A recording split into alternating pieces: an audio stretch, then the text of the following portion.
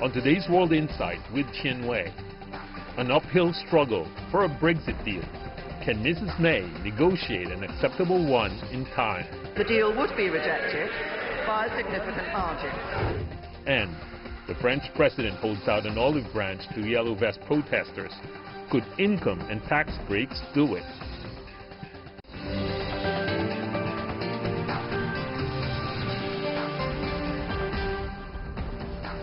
Hello and welcome to World Insight with me, Tian Wei. The program is coming to you live on CGTN from Beijing. 3 years since the referendum, Brexit is still up in the air as British Prime Minister Theresa May delayed the parliamentary vote set for Tuesday to avoid an expected loss. British politics once again plunges into turmoil. Both the EU and May had proclaimed that this was the only deal available. So again, what's next? Less than 30 hours before Parliament was scheduled to vote on Tuesday, Mrs. May pulled the plug, and the reason was no mystery. As a result, if we went ahead and held the vote tomorrow, the deal would be rejected by a significant margin. We will therefore... Mrs. May's decision was criticized across the aisle, and her own legitimacy was at stake. Prime Minister, members across this House don't want your deal. One bone of contention over the deal has to do with the so-called Irish backstop. While nobody wants to see the return of a hard border between Northern Ireland and the Republic of Ireland, opponents say the current plan leaves the UK too tied up to the EU. But the question is, does anyone have a better plan? The agreement Mrs. May reached with the EU last month was the result of months of tough negotiations, and both parties had said it was the only deal. Is the best deal possible. It's the only deal possible. And so the British public sentiment is perhaps well summarized by the MP from Livingston. Too many people across the UK. What the heck is going on? This is a complete and utter cluster-booter. No one knows what will come next, and that uncertainty sent the pound to its weakest level since April. Will there be a disastrous no-deal hard Brexit next March? Or by some miracle, a last-minute deal will be passed? Even another referendum for the British public to call the whole thing off? Hours before Mrs. May announced the delay on Monday, the European Union's top court ruled that Britain can reverse its decision to leave the bloc without consulting the other member states.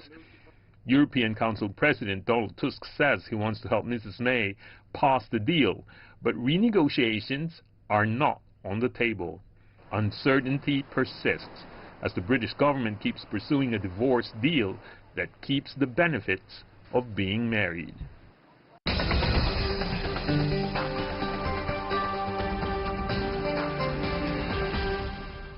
So what's weighing down the Brexit deal? In London, we have Ian Begg, a professorial research fellow at the European Institute of the London School of Economics and Political Science. In Brussels, we invited Fraser Cameron, a senior advisor at the European Policy Center in Brussels. And joining us in Washington, D.C., Garrett Martin, professorial lecturer of the School of International Service at the American University. Welcome, gentlemen, to our program. A lot going on. I want you to help us to understand some of the major issues here. So now the vote in Parliament is being postponed, at least for now. So, Professor Begg, if Prime Minister May goes to Brussels, will the other countries in the EU agree to renegotiate any future deal with the UK? I think it's very unlikely that the other countries will agree to substantive renegotiation of the deal. The most they're likely to offer is words of clarification about some of the things in the current deal, and it's important to recognize here we're talking about two deals. First, withdrawal, which was the one that's supposed to be put to the vote this afternoon, and second, the future relationship between the UK and the EU. There is a very detailed withdrawal deal, but a very vague statement of principles for the future deal, and maybe some clarification can be offered on that future deal, as well as saying here are the circumstances in which the Irish backstop will be triggered, and we think it's unlikely that that will happen. I don't think either of those will be enough to make any difference to Theresa May's position. It is no secret, Mr. Cameron, that the British politics now is in turmoil. But what about the politics inside Brussels regarding Brexit for now? Can parties come together? Well, they are together. I mean, the 27 member states are quite united in what they have agreed and saying there's not going to be any further renegotiation. That's been a consistent policy, which I think the Brits have underestimated ever since the beginning. So the EU is united. The EU also has other priorities. Brexit is not top of the agenda. They have many other issues, including the future of the Eurozone, migration, dealing with Russia, etc. Brexit is important, but it's not dominating the headlines every day as it is in the UK.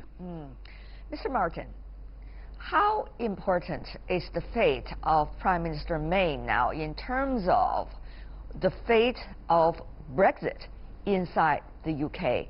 Does she still matter that much anymore?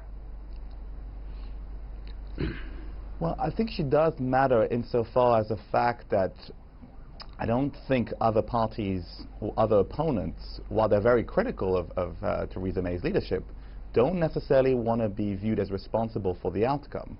So I think that for the moment, especially if you're talking about the Labour opposition, Mr. Corbyn, I think he's viewing this as a great opportunity for eventually Labour getting back to power, but nobody wants to be saddled with the responsibility. So I think certainly Mrs. May's leadership and authority has been severely weakened, but that doesn't necessarily mean that she is going to sort of lose her premiership immediately. There have been some grumblings within the hardest Brexiteers who have put noise in terms of a leadership challenge, but so far they haven't had the numbers. So I think part of that will depend on if there is a vote and if she loses by what margin. If it's a spectacular loss, I think she will probably have to resign. But for the moment, you know, she has been, at least for the very least, courageous and has hung on so far in terms of her leadership. I see. So if Prime Minister May goes to Brussels, consult with the EU, as Mr. Cameron earlier indicated, which has been quite united, at least on this issue, it's very likely the Prime Minister will come back without much to gain, at least for those critical voices against her. So the British Parliament is very much likely to receive, at the end of the day, not literally rather, to vote again on this deal. So rejected or amended Mrs. May's Brexit deal, what does that mean? There's some plans, some suggest 6 options. 1 is no deal, 2nd is a second vote, 3rd, renegotiate, 4, general election, 5th, referendum, 6th, vote on no confidence. And of course, there could be also a mixture of these elements together when it comes to results. So, Professor Begg, so whether or not it's going to be chaos anyway. Indeed, and I think that you can probably discount 2 of the possibilities. Right. 1 is renegotiation for the reasons that Fraser has already indicated, and 2nd, I don't think there's any appetite for no deal whatsoever, because we're talking here about withdrawal. That leaves the remaining options, and the fundamental difficulty with Theresa May's proposition to Parliament, and the reason I think it is never going to get through the House of Commons, is that it's promising that very rare African animal, Brino, Brexit in name only. And because it's Brexit in name only, it doesn't appeal to the hard Brexiteers, but it also doesn't appeal to those who want to remain inside the EU, and they're going to combine to reject it. That means that at some stage Parliament has to get itself together and say, what is the scope of a deal that we are prepared to accept? And that's going to take quite a lot of jockeying for position over the next 2 or 3 weeks, because Parliament ultimately has to approve this vote. The government can't wave it through just by saying we want it. They need 325 members of the House of Commons to agree to it, and if they don't get that, then we're in a very difficult constitutional moment. Now, Mr. Martin, do you agree with what Professor Begg just said? And meanwhile, can the Parliament be able to fight it out, at least a proximate framework to work with Theresa May's administration on eventually a deal, quote unquote, which May could also work it out with the EU. So the three sides has to work with one another, or at least to agree on some of basic principles. No, I definitely agree with Professor Begg. I think it's going to be very challenging because one of the situations is you have to find some kind of majority for any of the options that you've listed, and there's no guarantee that that's going to be the case. So I think it's going to be really a situation of, as we get closer to the fateful date, and really, although Brexit date is late in March, really the last feasible date for the Parliament to be able to vote on a deal is in January. The closer we get to that date, I think it'll be interesting to see if one of the sides blinks. If the pound continues to slide, maybe you will see opponents of the deal reconsider. So I think that's going to be interesting to see what happens as the situation goes on. But fundamentally, I think you have to keep in mind for the 27, they also have their own domestic pressures, which makes it very hard for them to renegotiate as well. Right. Mr. Cameron, this is going on inside the UK and beyond with a big backdrop, a lot of things going on with the European countries that are in the EU, with France, for example, with Germany election, for example.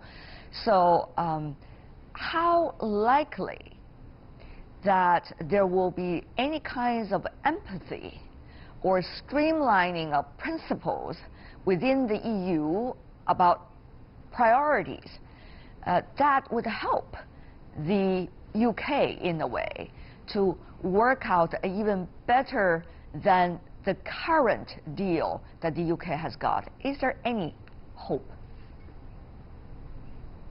Well, I think much of the empathy that Theresa May had at the beginning has dissipated. I mean, she's her own worst enemy. She initially staked out so-called red lines, not being in the single market or customs union. That cut off so many options for a deal. So she probably has got about the best deal she could have hoped for in the circumstances, but it's not going to satisfy the ardent Brexiteers on the one hand or the very pro-Remainers on the other. The EU position is, look, you know, we spent 2 years doing this deal. We've made concessions, you've made concessions. Is the deal on the table? You have to take it now or face the consequences. As I say, they have other priorities. They want to get on and deal with them as well. Yeah.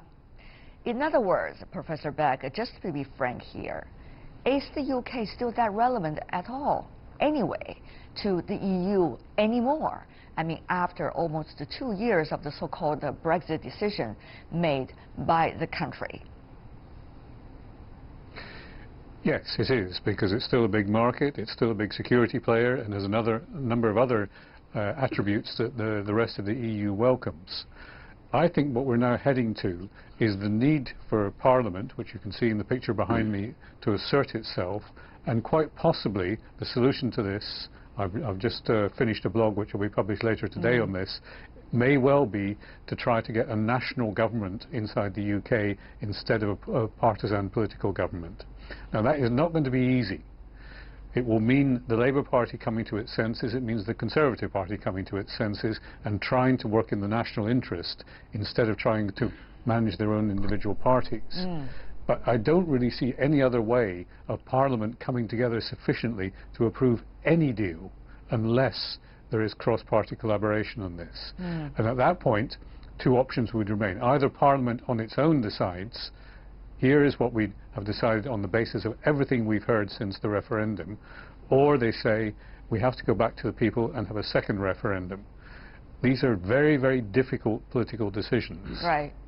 But well, unless somebody comes up with a better alternative, I can't see where it goes next. We don't see much so-called better alternatives. Mr. Martin, it was interesting, isn't it? I mean, the reason why there is a referendum is because the political parties could not agree with one another, and therefore they push it, at least for one thing they could agree, let's have a referendum. And they all believe they could have an upper hand, and eventually the result. But now, you seem that the political parties once again could not agree with one another, but they have to agree once again if they really want to have a referendum, but that also is hanging in the air. So, you know, fundamentally, if we have further thinking beyond just what is happening and the next steps, what does it say about these political parties? really, for now, and also the roles should be for political parties in the political system? Mr. Martin. Well, that is certainly a very challenging question, but I would first of all add a caveat. I think primarily the referendum, it was tied to various reasons, but it was essentially internal Conservative Party management. The Conservative Party has been deeply torn about this issue of Europe, and Mr. Cameron, at the time when he made the promise, thought that that could be a way to placate the hardline Eurosceptics. So I think that certainly backfired. The challenge is that the issue of Europe does not neatly fall across party lines. Labour Party is also, to a degree, divided when it comes to that issue. So it's very hard to find good coalitions. And finally, you also have the regional issue that, let's not forget, Scotland and Northern Ireland voted to remain, but England and Wales did not. So I think that is also the big challenge for the UK, is in terms of keeping the union together when the 4 different regions voted very differently. Mr. Cameron, divided is not a new word now for many of the European countries.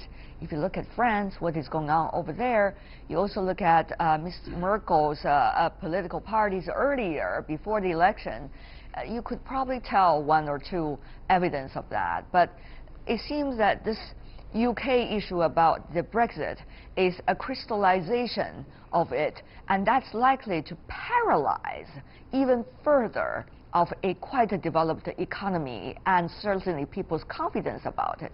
Mr. Cameron, once again, I want to ask you that question, the role of the political parties and the way the referendum is being done now. Is it going to help us or help the UK be able to figure out a plan? Well, it's making life more complicated, that's for sure. But I mean, I wouldn't over-dramatize the situation. I mean, Europe's had many difficult problems in the past and has always overcome them. I mean, the demonstrations in France we've seen in recent days, I think, you know, they're involved 300,000 people maximum. Well, you know, Macron will actually survive this okay, and he's now starting a dialogue. We just lost the government here in Belgium a couple of days ago, but Belgium often survived better without a government. We had, 2 years without a government in Belgium, and nobody really noticed the difference. So I wouldn't really emphasize too much the current problems caused by the rise of populists. They're in a few governments, but they're not driving the agenda apart from migration. So I think, you know, by next summer we should get back more towards an even keel. And the EU economy is still doing quite well. It's still able to act on the international scene. We're just about to ratify the biggest trade deal ever with Japan this week. Just played a leading role in Marrakesh at the UN Global Compact on migration. So the EU is still in business, but of course there are many distractions. Mr. Cameron, earlier when the EU was seeking to have a Brexit, when the UK rather was seeking to have a Brexit, people worried about so-called domino effect, whether other economies within the EU would also follow suit. Now, with this apparent chaotic situation unlikely to hang on there for quite some time, do you think other economies already taken the lesson? Zero chance. I mean, there's not a single other country in the EU wanting to leave. In fact, there's never been higher support within the general population for the EU. It's running about 75% according to latest polls. So the possibility of another country wanting to leave, especially after having seen the chaos in the UK, is frankly zero. So in a way, Mr. Cameron, that is making the EU further more attractive than the other way around, is it, from your perspective? Well, yes. I mean, politicians of all countries tend to blame Brussels for anything that goes wrong. You know, it was the EU's fault, rather than actually building up, you know, Europe in the sense of it's their own club. And this was particularly a problem in the UK. But I think more and more countries now realize that, you know, faced with the major world challenges we have, you really have to stick together. I mean, even look at what Italy started off a few months ago with a populist government. Now they're back towards the European mainstream again. So I think, you know, it's a learning lesson, but I think fundamentally most people, most governments recognize that Europe is here to stay, and Europe can really act on the world scene. Now it's a very complicated situation, of course, facing the UK right now. Mr. Martin, we do not know what's likely to be the next step because there are so many options, as all of you beautifully illustrated. But the question is, That seems to make the UK realize that alone it might not be able to achieve much. However, what could that mean for UK's future relationship with the EU, with whether Brexit or not, for the time being, and also the UK's relationship with the United States? As there were arguments when the Brexit was being proposed that the relationship could be further deepened to another degree.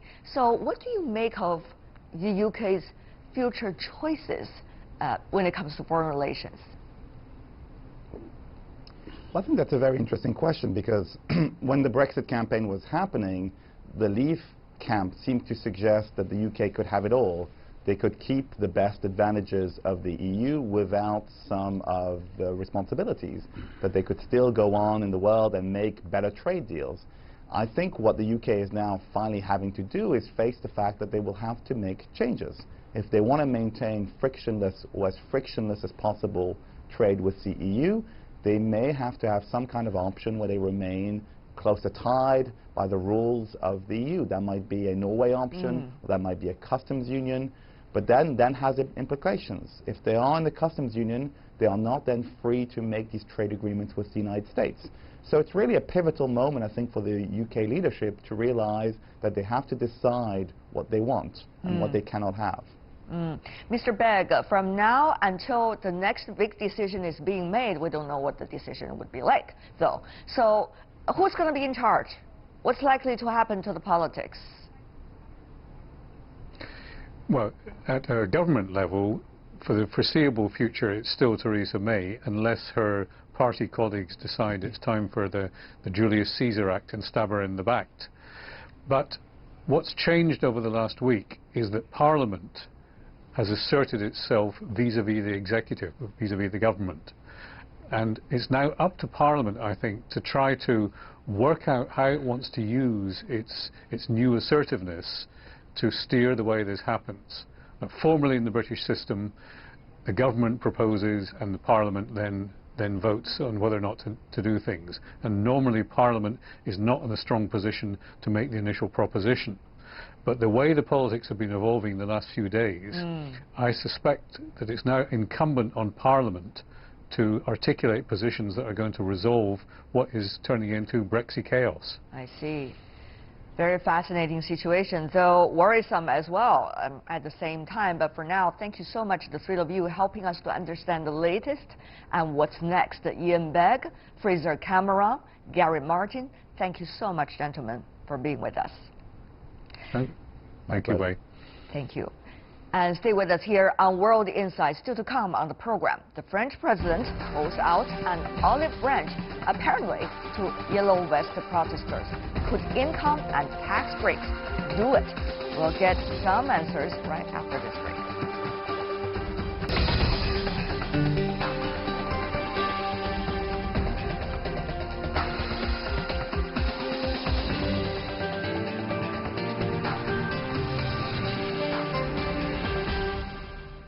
Welcome back. You're still watching World Insight. I'm Tian Wei. The program is coming to you Monday to Friday, live on CGTN from Beijing.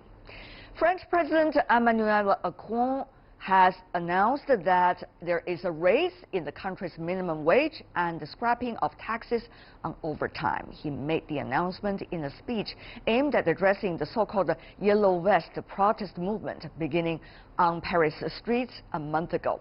More than 1,700 were arrested nationwide in France. In the capital, protesters caused widespread damage. Take a look at the latest. A new tone from French President Emmanuel Macron. Sounding humbled and apologetic, he told France he knows he's made mistakes. Doubtless we haven't answered your worries quickly enough over the last 18 months. I take responsibility for this and for creating the impression that it wasn't my concern, that I had other priorities. I also know I've hurt some of you with my remarks. Recognising his government's been seen as dictating from Paris, he promised to visit mayors across France. He announced the minimum wage will be going up €100 a month starting in January. Taxes on overtime hours will be scrapped and low-income pensioners will get a tax break. But he defended his controversial decision to end a tax on wealth, insisting the cut creates jobs. We will respond to the economic and social urgency with strong measures, by cutting taxes more rapidly, by keeping our spending under control.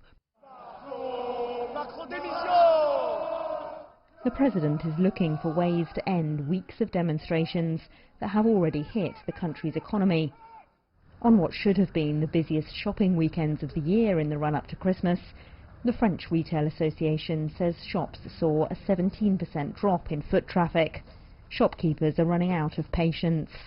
It's intolerable. It's unacceptable to have this degree of violence at protests. And what's really a shame is that some people are taking advantage of the protests to loot shops because the police are busy elsewhere and can't intervene.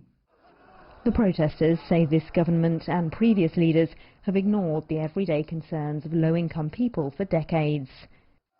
The question now is whether this will be enough to make them feel listened to, or whether a crack has opened in French society that President Macron will be hard pushed to repair.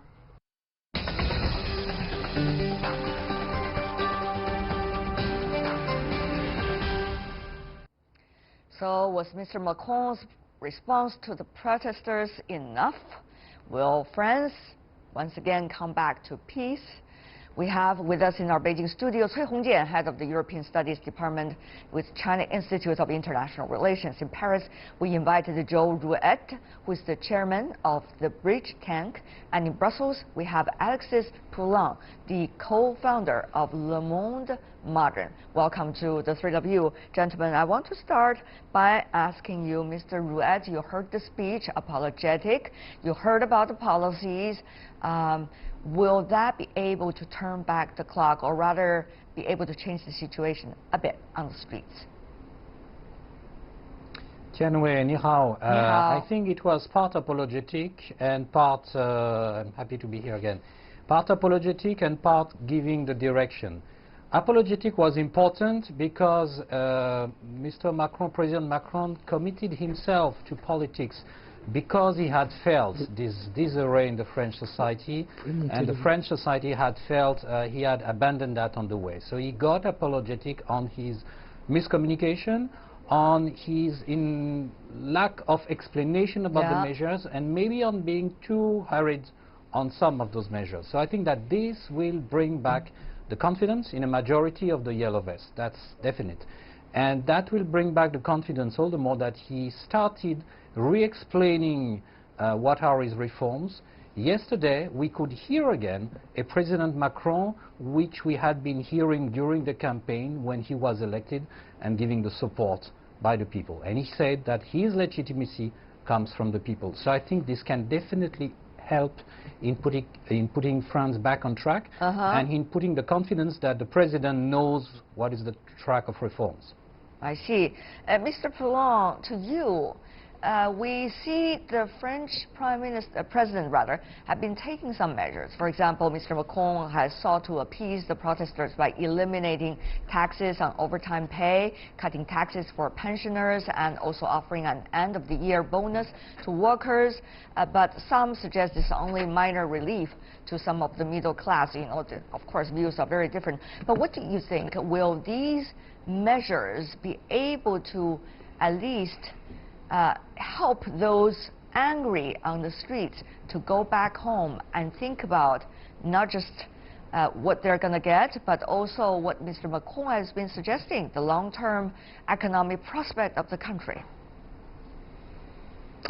I don't think this measure will be enough for the people wearing the yellow vest in the street. It might be okay for the public opinion, the wider public opinion of France, thinking that enough is enough. As you said, the shops have to reopen and the economy has to start again because we're going to a halt.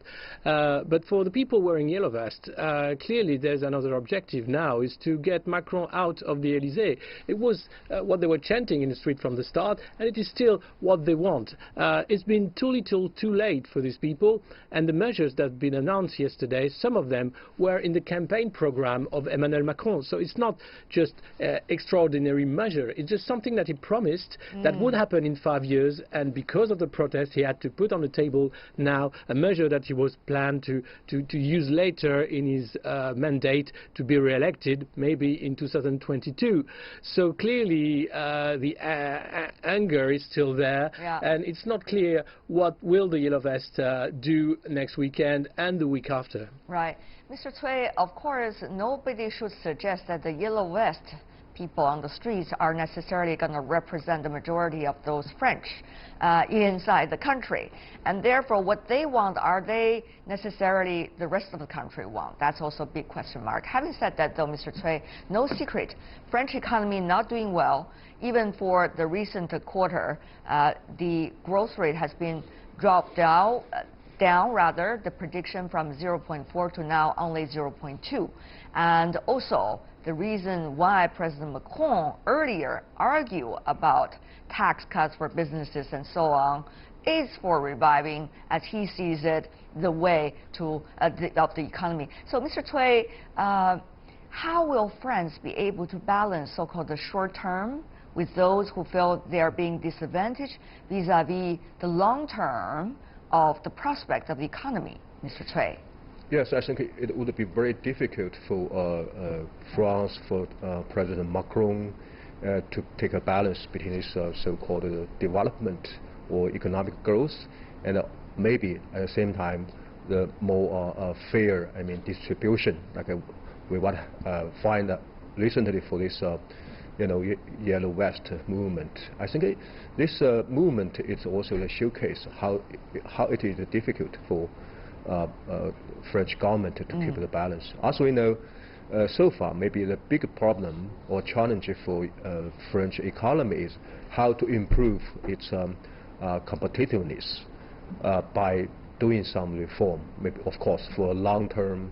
But now the question is for majority, in the French society. Right. I don't think the people, they are ready to maybe sacrifice for this reform. I think that would be very, very big problem. And I think that this televised speech by President Macron, it should happen earlier, not on this time. If President Macron gives some more clear, ideas to his people before or at the very beginning of his reform, I think that would be good, or would be better for the society to have some more endurance. Well, it is no secret, Mr. Rouet, that France is trying to restructure its economy. You and I all know it's going to be very important for the economy's future prospects.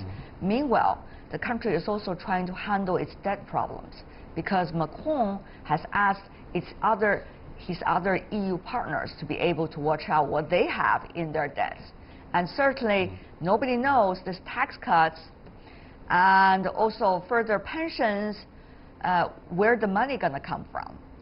So having said that, though, how do you see the Macron administration is going to balance that to avoid political crisis, but at the same time to be prudently push forward what they have also in their campaign promises, which is to make the economy great?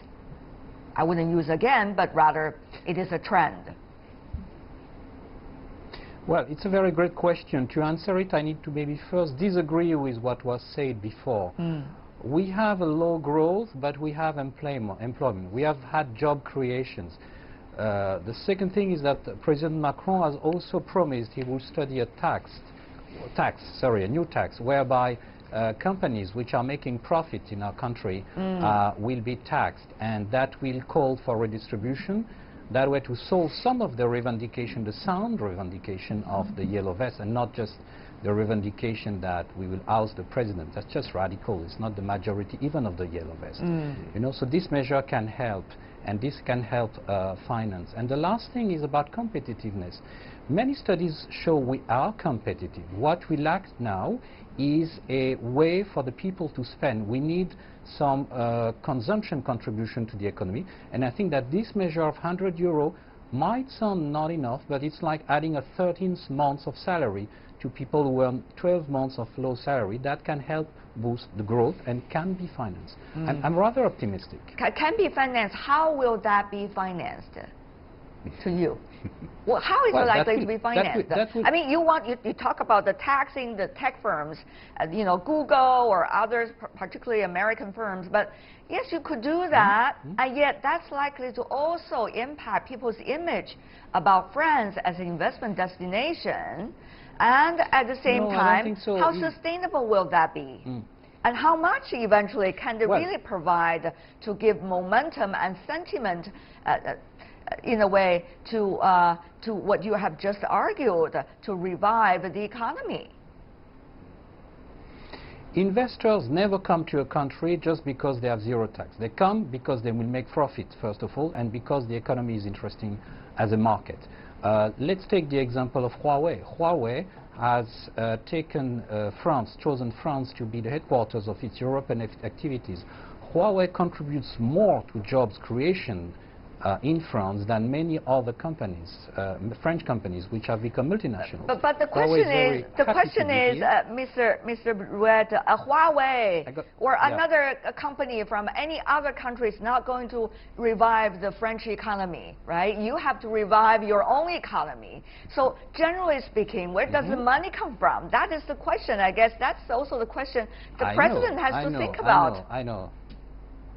You're absolutely right, Tianwei. But the fact that we have foreign companies coming shows the vitality of the French economy.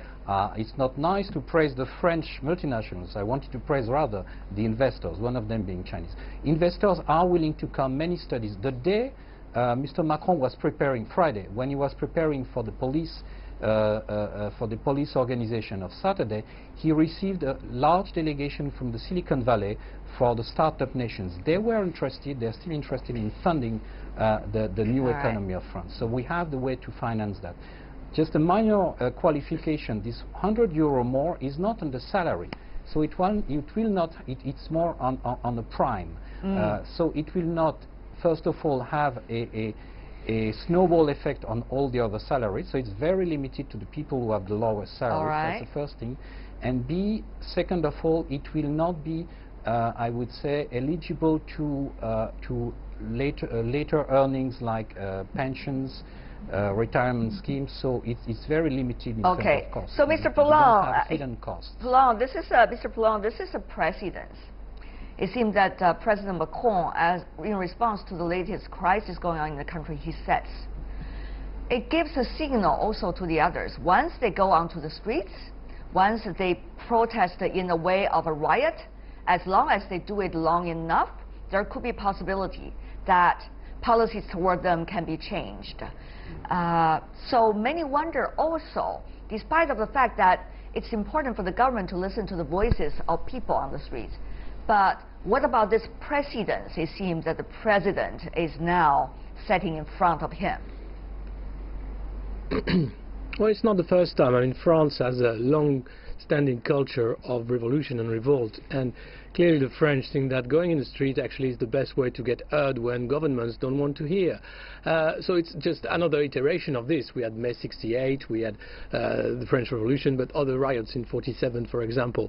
So it's just the way French do politics. And clearly it is sad that a country has to go to the street to be heard and to get a little bit of money from the big companies that don't want to pay the workers so that they can live decently. The problem is here, is that how come in rich countries like France we're not able to just give the workers the minimum wage that is sufficient to live with dignity in France? Right. That is the main question. And it's not about 100 or whatever. President Macron also asked for help from his friends from the big companies. And today we've heard that big companies from CAC 40 like Free, Orange will give an end-of-year prime to their people working for them. This is very sad to hear that you have to riot actually to get the money. This should be normal, that actually the work is coming back as money to the workers or not just as profit to the shareholders. Okay. Mr. Cui, we only have 1 minute left. So from your perspective, what's going on in France, the so-called Yellow Vest movement, is the crystallization of the divide in some of the economies we have seen, particularly as a result of the wealth gap, particularly as a result of what some believe a disadvantage during the process. Will measures this time and the ways President Macron handles be able to help others also to find a way out? Or is it more likely to slow down whatever reform process this president is having in mind? So do the others. Yeah. Yes, I think that once this, at this moment, and this movement maybe will keep slowing down in the future. But I think still there are some bad, outcomes for this from this movement. Not only for the economy for France, because as we know now, the next question for Macron's government is how could get some more financial support to pay for some promise from him. Second problem is how about the very negative impact on his reform, because once President Macron wants to continue his reform, I think some similar situation will happen in the future. At that time, once these steps or some measures happen once again, it will give some more bigger problem for the French society. We certainly have seen some very different views coming from our three panelists, particularly those inside France and those from outside the country. We'll see how things would evolve from here. For now, thank you so much, all of you, for your input. Cui Hongjian, Joe Ruette, and Alexis Poulin. Really appreciate it. Thank you. And that is all the time we have for today. If you'd like to see more, try to find us World Insight CGTN into your search engine, or check out our YouTube channel. Follow us on Twitter, Facebook, and Sina Weibo. From me, Tian Wei, and everyone on the World Insight team, thanks for watching. Tune in again next time for insights across China and around the world.